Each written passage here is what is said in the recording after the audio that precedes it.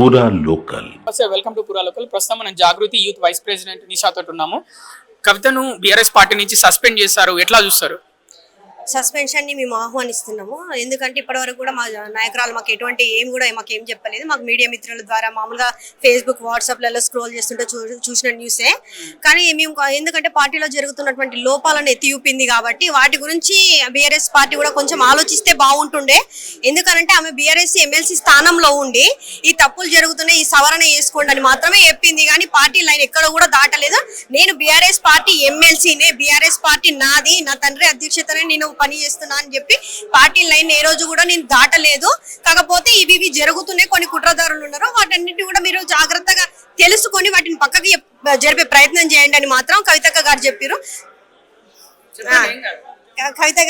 దాన్ని మేము నిజంగా సస్పెండ్ చేయడం అయితే మేము బాధగానే అనుకుంటున్నాం.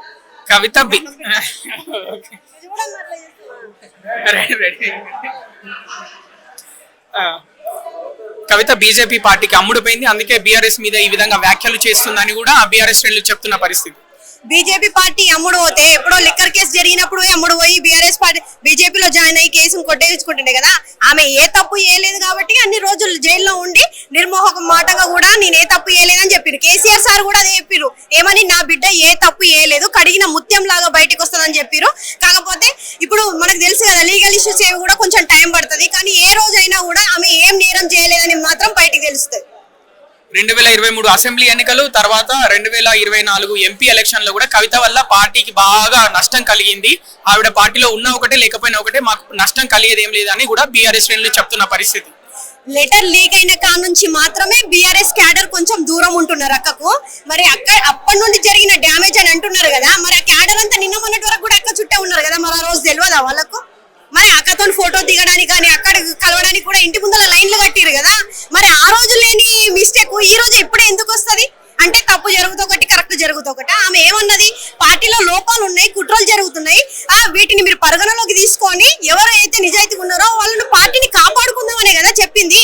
మరి అటువంటిప్పుడు వీళ్ళు ఆమె ఉంటే ఏంది లేకపోతే ఏంటంటే, నిన్న జరిగినటువంటి ప్రెస్ మీట్ లో కూడా నేను బీఆర్ఎస్ పార్టీనే, నా తండ్రిని కాపాడుకోవాలి, నా తండ్రి మీద సిబిఐ విచారణ ఎలా జరుపుతారో దాన్ని నేను ఖండిస్తున్నానే కదా మాట్లాడింది. దాన్ని ఎట్లా తప్పు పడతారు వాళ్ళు? కేసీఆర్ కవిత ఒక్కరికే బాపు కాదు, తెలంగాణ రాష్ట్రానికి అంతా బాపు, కాబట్టి మేము బాపు అని పిలుచుకునే హక్కు మాకుంటదని బీఆర్ఎస్ లో ఉన్న శ్రేణులు చెప్తున్నాయి అని వాళ్ళు చెప్తున్న పరిస్థితి. నేను ఉద్యమకారులని, నాకు ఊహ తెలియని వయసు నుండి కూడా కేసీఆర్ సార్ ఒక పిలుపిచ్చిండు జై తెలంగాణ అనే నినాదంతో. అప్పటి నుంచి ఇప్పటి వరకు కూడా మేము కేసీఆర్ సార్ కిందనే మేము పనిచేసుకుంటూ వచ్చినాం. కేసీఆర్ సార్ అంటే మాకు కూడా అభిమానం. నిన్న మొన్న వచ్చినటువంటి కరోనా బ్యాచ్ కేసీఆర్ బొట్టును, కేసీఆర్ ఫోటోని పచ్చబొట్టు పట్టించుకొని బాబు నాకే బాబు అంటే మాకు కాదా? కవితకు కదా ఫస్ట్ తండ్రి రక్తం పంచుకొని పుట్టినటువంటి బిడ్డ ముఖ్యము, ఆమె తర్వాతనే మాకు బాబు. తెలంగాణ రాష్ట్రాన్ని తెచ్చిచ్చిండు కాబట్టి మేము తండ్రి లెక్క భావిస్తాము. అంతేగాని మాకే బాబు అంటే మేమెందుకు ఊకుంటాము? తన తండ్రికి అన్యాయం జరుగుతుంది, తన తండ్రి విలువ పోతుందనే ఉద్దేశంతో నిన్న కంటతడి పెట్టుకొని మరి కూడా చెప్పింది కదా. ఏదో నిందారోపణలు చేయాలనుకుంటే ఆమె కళ్ళ నుండి నీళ్ళు ఎందుకు వస్తాయి? ఆమె ఎంత ధైర్యంగా అట్లా స్టేట్మెంట్ ఎందుకు ఇస్తారు? ఎందుకు మాట్లాడతారంటే ఇటువంటి సిగ్గుమాలిన మాటలు బీఆర్ఎస్ లో నిన్న మొన్న వచ్చిన వాళ్ళే మాట్లాడుతున్నారు. కవితక్క గురించి తెలిసిన వాళ్ళు ఎవ్వరు కూడా ఏ స్టేట్మెంట్ కూడా ఇయ్యరు. నిన్న మొన్న వచ్చి కరోనా బ్యాచ్ లో వచ్చి మేమే చేసినాం, మేమే పార్టీకి ముఖ్యమని అనుకుంటారు చూడ. ఫస్ట్ బీఆర్ఎస్ పార్టీ వాళ్ళని దూరం పెట్టాలి. ఒకవేళ కవిత పార్టీ పెడితే తెలంగాణ రాష్ట్రంలో మొదటి మహిళా పార్టీ పెట్టినట్టు అవుతుంది రాజకీయ నాయకురాలుగా. మరి నిజంగా పార్టీ పెట్టబోతున్నారా ఫ్యూచర్ లో? వాస్తవానికి పెడతదా పెట్టదా అనేది మాకు తెలియదు. మాకు ఏది కూడా మాకు అంటే మా అధ్యక్షురాలు ఇంకా ఏం మాట్లాడలేదు కాబట్టి మేము చెప్పలేము.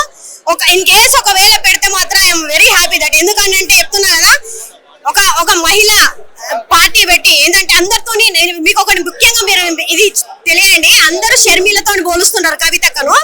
షర్మిల అనేది అన్నతోని గొడవ జరిగి పార్టీ పెట్టి ఏదో ఆమె సొంత లాభం కోసం పార్టీ పెడుతున్నా అని చెప్పి పాదయాత్రలు చేసింది. కానీ కవితక్క 2006 నుంచే తెలంగాణ ఉద్యమం జరుగుతుంటే బీఆర్ఎస్ పార్టీతో పోటీగా జాగృతిని ముందుకు నడిపి బలోపేతం చేసి ఎంతో మంది నాలాంటి ఉద్యమకారులకు ఎంకరేజ్ చేసి ఈ రోజు ఈ స్థానం వరకు నిలబెట్టిందంటే కవితక్కనే. మరి 2 ఏళ్ల కింద వచ్చి పార్టీ పెట్టినటువంటి షర్మిల గొప్పన, 2006 నుంచి జాగృతిని బలోపేతం చేసినటువంటి కవితక్క గారు గొప్పన? ఆమెకి ఏమైనా కొంచెం ఉన్న పోలిక ఉందా? బీఆర్ఎస్ వాళ్ళ కార్యకర్తలు సంఖ్యలో చూసుకుంటే చాలా ఎక్కువ.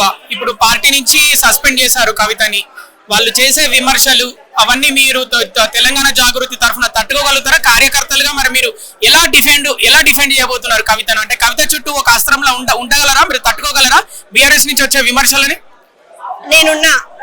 నేను ఉద్యమకారులని మొన్నటి వరకు కూడా అంటే ఇప్పుడు సస్పెన్షన్ ఆర్డర్ ఇయ్యనంత వరకు కూడా నేను కూడా బీఆర్ఎస్ పార్టీలో ఉన్నా.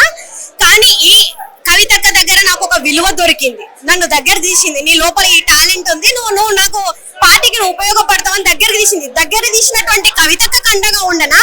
నాకు తెలివి ఉంది, నేను ఉద్యమకారులను చెప్పుకొని నాకు ఒక స్థానం ఇవ్వండి అని అడగాల్సినటువంటి బీఆర్ఎస్ పార్టీ వైపు ఉండాలా? దగ్గరికి చేరదీసి పదవి ఇచ్చినటువంటి కవితక్క వైపు ఉండాలా? మీరే చెప్పండి. నాకు పదవి ఇచ్చింది, నన్ను గుర్తించింది, నాకు ఒక స్థాయి ఇచ్చి నన్ను కాపాడుకున్నప్పుడు అక్కడ నేను ఎందుకు కాపాడుకోలేను? బీఆర్ఎస్ పార్టీకి మేము ఏమాత్రం వ్యతిరేకం కాదు ఇప్పటికీ కూడా. కాకపోతే ఏంటంటే పార్టీలో జరిగినటువంటి కొన్ని లోపాలని చెప్పింది కదా, వాటిని సవరణ చేసుకుంటే బాగుంటుండే ఈ సస్పెన్షన్ ఇవ్వకుండా అని నా ఉద్దేశం.